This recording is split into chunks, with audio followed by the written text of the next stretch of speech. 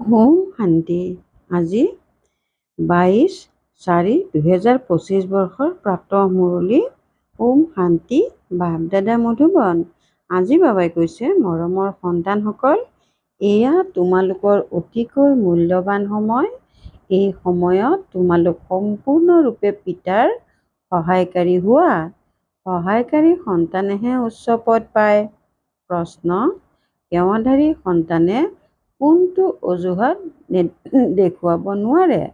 উত্তৰ: সেৱাধাৰী সন্তানে এইটো অজুহাত নেদেখুৱাব যে বাবা, ইয়াত গৰম, ইয়াত ঠাণ্ডা, সেইকাৰণে মই সেৱা কৰিব নোৱাৰো।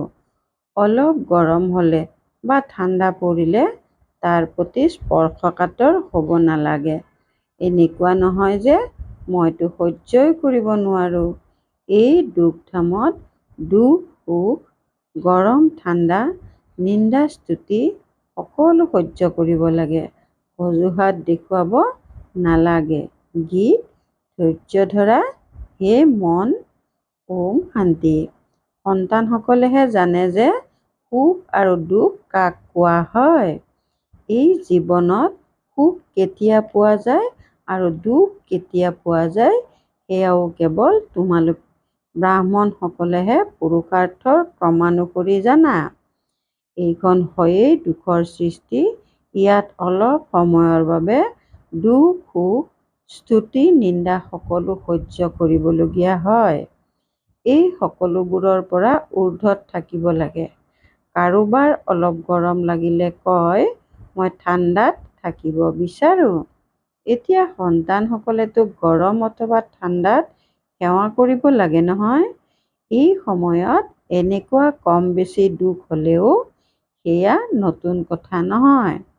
এইখন হয়েই দুখধাম। এতিয়া তোমালোক সন্তানসকলে সুখধামত যাবলৈ পূৰা পুৰুষাৰ্থ কৰিব লাগে। এয়াতো তোমালোকৰ অতিকৈ মূল্যৱান সময়। ইয়াত অজুহাত দেখুৱাব নোৱাৰা। বাবাই সেৱাধাৰী সন্তানসকলৰ কাৰণে কয়, যিসকলে সেৱা কৰিব নাজানেই তেওঁলোকতো কোনো কামৰ নহয়। ইয়াত পিতা আহিছে কেৱল ভাৰতকেই নহয়, গোটেই বিশ্বকেই সুখধাম কৰি তুলিবলৈ। তেন্তে ব্ৰাহ্মণ সন্তানসকলেই পিতাৰ সহায়কাৰী হ'ব লাগে। পিতাৰ আগমন হৈছে, গতিকে তেওঁৰ মতত চলিব লাগে। ভাৰত যি স্বৰ্গ আছিল, সেই ভাৰতেই এতিয়া নৰক হৈ গ'ল। তাক আকৌ স্বৰ্গ কৰি গঢ়ি তুলিব লাগে। এইটো এতিয়া জানিব পাৰিছা। সত্যযুগত এই পবিত্ৰ ৰজাসকলৰ ৰাজ্য আছিল, বহুত সুখী আছিল। আকৌ অপবিত্ৰ ৰজাও হয়। ঈশ্বৰৰ অৰ্থে দান পুণ্য কৰিলে তেতিয়া তেওঁলোকেও শক্তি পায়। এতিয়াতো হয়েই প্ৰজাৰ ৰাজ্য, কিন্তু এওঁলোকে কোনো ভাৰতৰ সেৱা কৰিব নোৱাৰে। ভাৰতৰ অথবা জগতৰ সেৱাটো একমাত্ৰ বেহদৰ পিতাইহে কৰে। এতিয়া পিতাই সন্তানসকলক কয়, মৰমৰ সন্তানসকল, এতিয়া মোৰ সৈতে সহায়কাৰী হোৱা।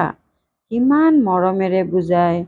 আত্মা অভিমানী সন্তানসকলে বুজি পায়। দেহ অভিমানীয়ে কি সহায় কৰিব পাৰিব, কিয়নো মায়াৰ শিকলিত বান্ধ খাই আছে। এতিয়া পিতাই নিৰ্দেশনা দিছে যে সকলোকে মায়াৰ শিকলিৰ পৰা, গুৰুসকলৰ শিকলিৰ পৰা মুক্ত কৰা। তেওঁলোকৰ বেপাৰেই হৈছে এইটো। পিতাই কয়, যিসকল মোৰ ভাল সহায়কাৰী হ'ব, পদো তেওঁলোকেই পাব।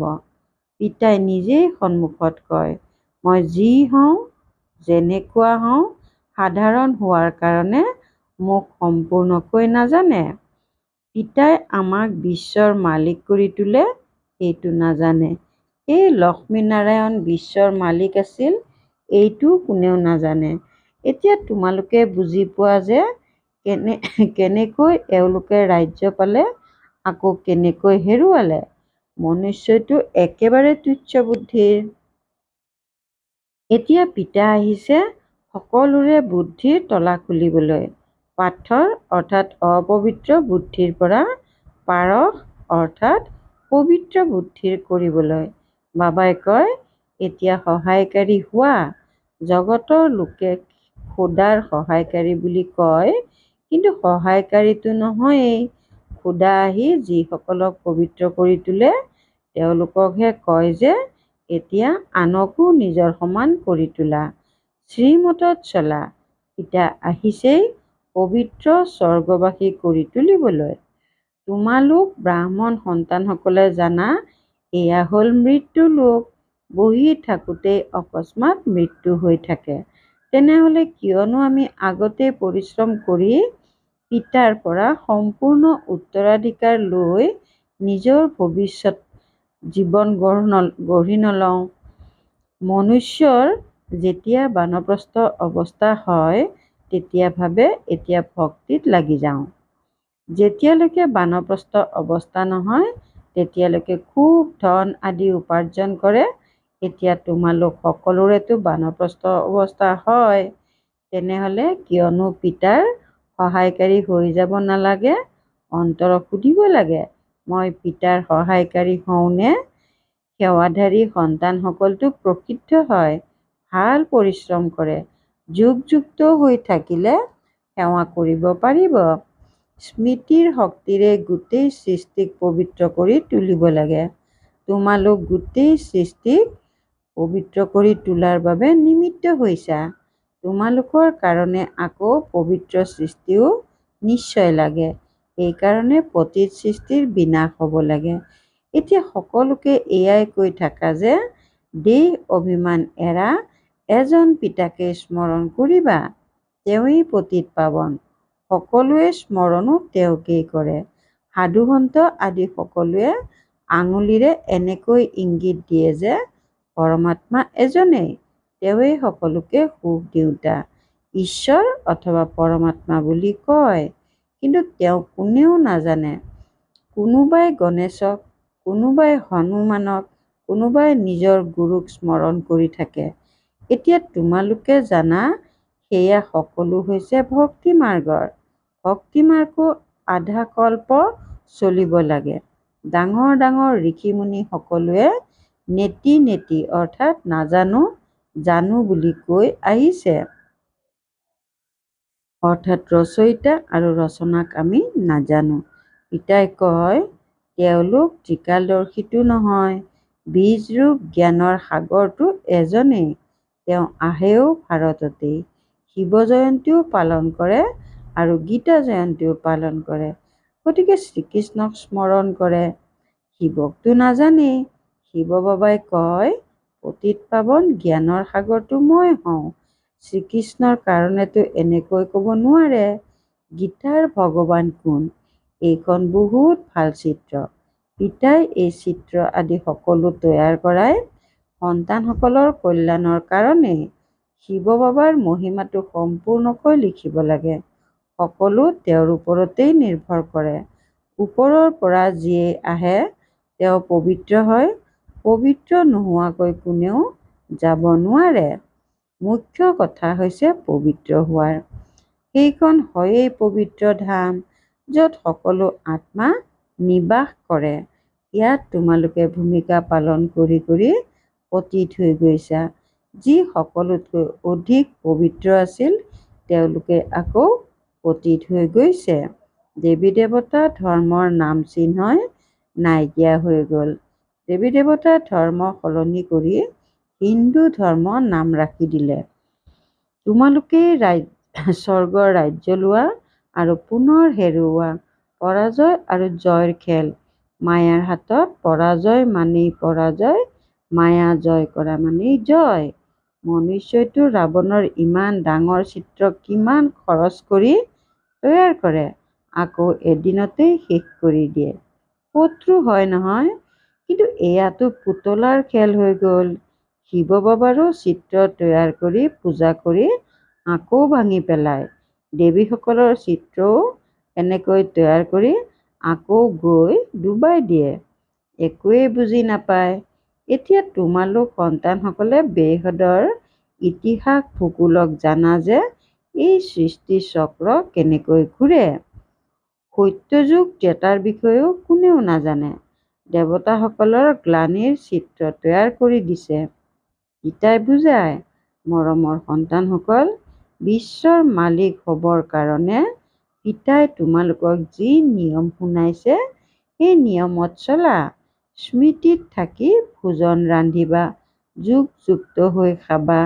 পিতাই নিজে কয়, মোক স্মৰণ কৰিলে তোমালোক পুনৰ বিশ্বৰ মালিক হৈ যাবাগৈ। পিতাও পুনৰাই আহিছে, এতিয়া সম্পূৰ্ণকৈ বিশ্বৰ মালিক হ'ব লাগে। পিতা মাতাক অনুসৰণ কৰা। কেৱল পিতাতো থাকিব নোৱাৰে। সন্ন্যাসীসকলে কয়, আমি সকলো পিতা। আত্মাই পৰমাত্মা, সেয়াটো ভুল হৈ যায়। ইয়াত মাতা পিতা দুয়োৱে পুৰুষাৰ্থ কৰে। পিতা মাতাক অনুসৰণ কৰা, এই কথাষাৰো ইয়াৰে। এতিয়া তোমালোকে জানা, যি বিশ্বৰ মালিক আছিল, পবিত্ৰ আছিল, এতিয়া তেওঁলোক অপবিত্ৰ হ'ল, পুনৰাই পবিত্ৰ হৈ আছে। আমিও তেওঁৰ শ্ৰীমতত চলি এই পদ প্ৰাপ্ত কৰোঁ। তেওঁ এওঁৰ অৰ্থাৎ ব্ৰহ্মাৰ দ্বাৰা নিৰ্দেশনা দিয়ে, সেইমতে চলিব লাগে। অনুসৰণ নকৰে, কেৱল বাবা বাবা বুলি কৈ মুখ মিঠা কৰে। অনুসৰণ কৰোঁতাসকলকহে সুসন্তান বুলি ক'ব, নহয়?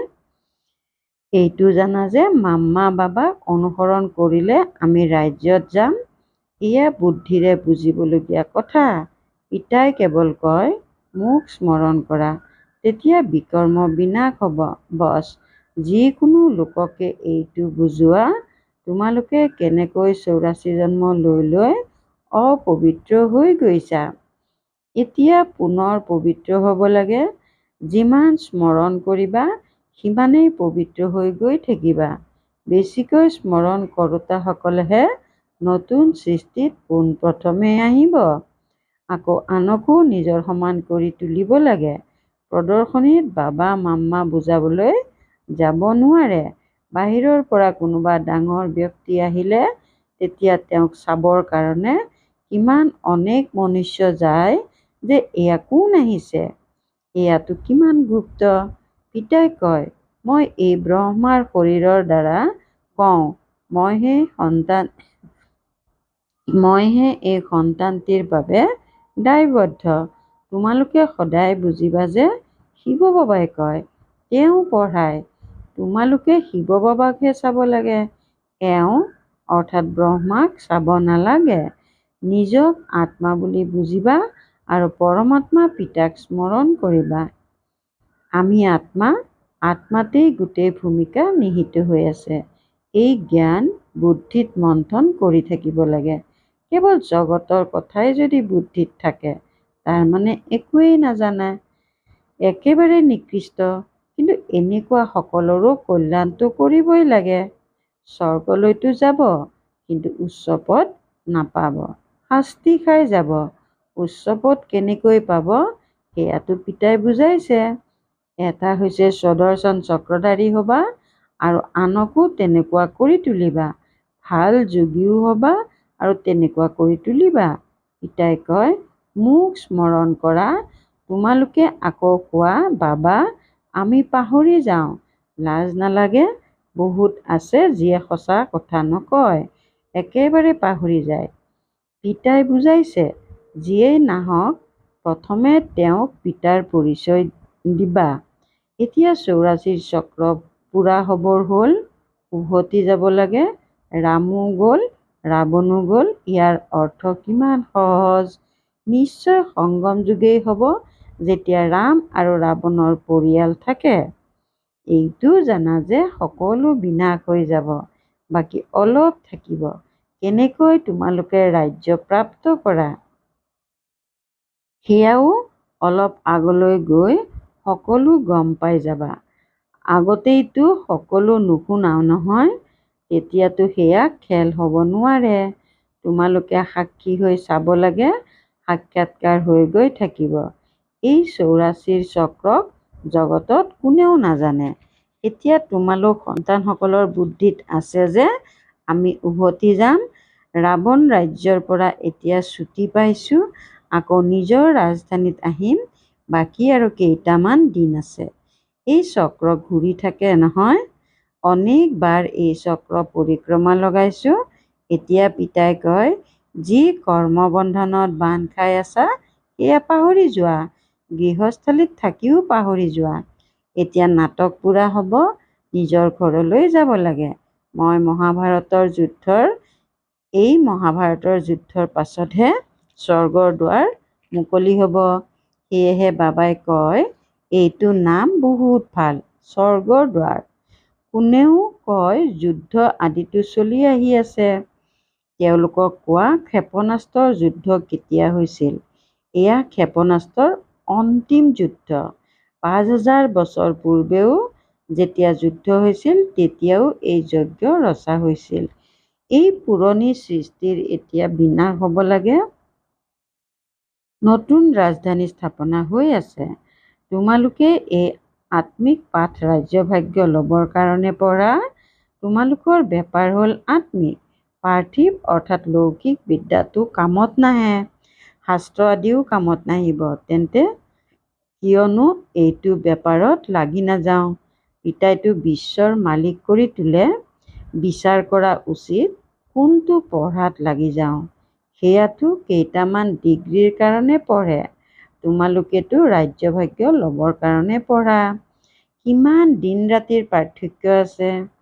সেই পঢ়া পঢ়িলে চানাও অৰ্থাৎ নগণ্য প্ৰাপ্তিও পোৱা নে নোপোৱা সেয়া জানা? কোনোবাই শৰীৰ ত্যাগ কৰিলে চানাও গ'ল। এই উপাৰ্জনটো লগত যাব। মৃত্যুটো শিৰত থিয় হৈ আছে।